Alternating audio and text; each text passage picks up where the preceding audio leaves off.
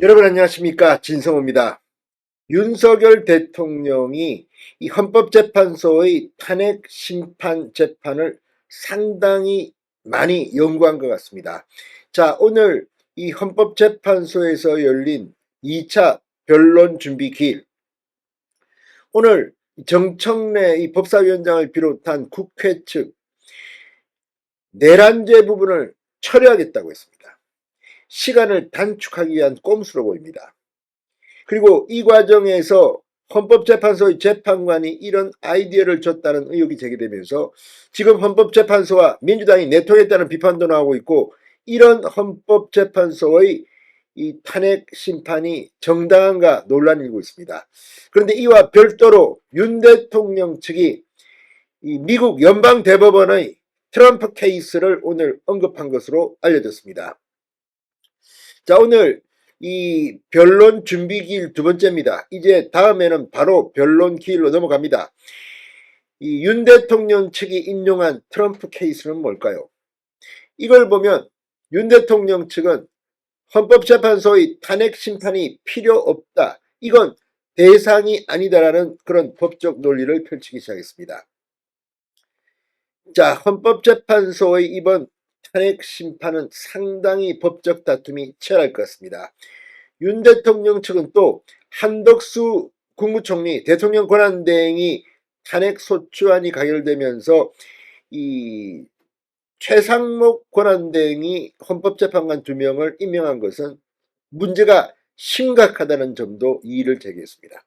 앞으로 헌법재판소 치열할 것 같습니다. 그런데 걱정은 헌법재판소가 이미 예단을 가지고 윤 대통령을 탄핵 인용을 하려고 작전을 짜는 것은 아닌가 걱정이 됩니다. 그럼에도 불구하고 이번 윤 대통령의 논리는 상당히 주목할 만합니다. 진성호의 융단 폭격 시작합니다. 헌법재판소를 융단 폭격합니다.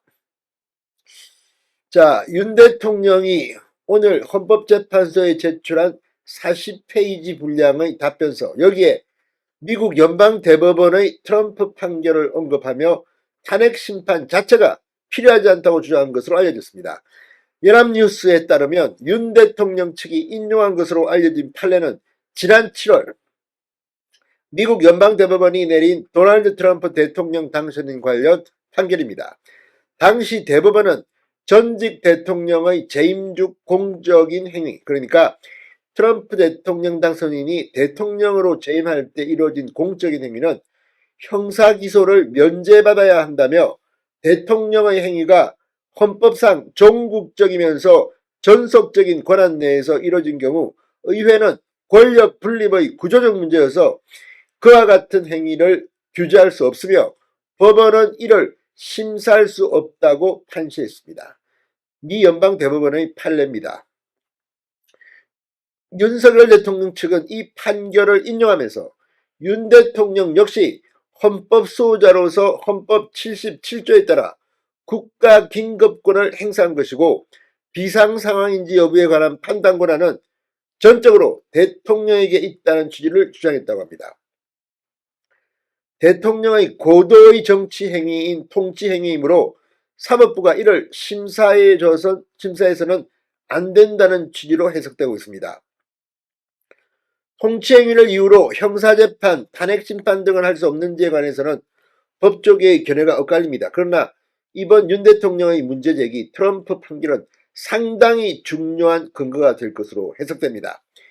윤 대통령 측은 또 6시간 만에 계엄을 해제한 바 계엄으로 인해 국민의 생명, 신체 등 기본권의 제한도 없었다. 비상계엄 선포 이전으로 모든 것이 회복돼 보호이익이 없어졌다고 말했습니다. 대통령의 계엄 선포에 대해 심판의 필요성이 없다고 할 것이어서 청구인의 청구는 부적법하다고 강조하기도 했습니다. 국민이 기본권 침해를 입지 않았으므로 이를 이유로 대통령을 파면할 필요도 없다는 취지입니다. 윤 대통령 측은 이 과정에서 박정희 대통령의 베트남 파병, 노무현 대통령의 이라크 파병 등은 많은 인명피해가 발생했지만 이는 대통령의 통치행위라고 심판 대상으로 삼지 않았다, 이렇게 덧붙이기도 했습니다. 윤 대통령 측은 답변서에서 헌법재판소의 구성도 문제 삼았습니다. 한덕수 국무총리 대통령 권한대행에 대한 국회의 탄핵소추 자체가 무효이며 따라서 최상목 대통령 권한대행 부총리 겸 기획재정부 장관이 정개선 조한창 헌법재판관을 임명한 것도 무효라는 것입니다. 상당히 중요한 대목입니다. 이 밖에 국회가 탄핵소추권을 남용했고 형사소송법에 따라 엄격한 증거 채택이 이루어져야 하며 수사기록을 헌법재판소가 확보해서는 안되고 국회의 소추 의결서를 사후적으로 변경해서는 안된다는 주장도 했습니다. 그러니까 국회의 소추 의결서에는 내란죄가 있는데 이걸 갖다가 처리하겠다? 그러면 다시 국회에 가서 새로운 내란죄를 뺀 이 의결서를 다시 표결에 붙여야 한다는 취지로 했을 때입니다. 아무튼 상당히 많은 부분에서 윤 대통령적이 문제를 제기했습니다. 앞으로 헌법재판소의 탄핵 심판 어떻게 될까요? 진성호의 융단 폭격이었습니다. 여러분 감사합니다.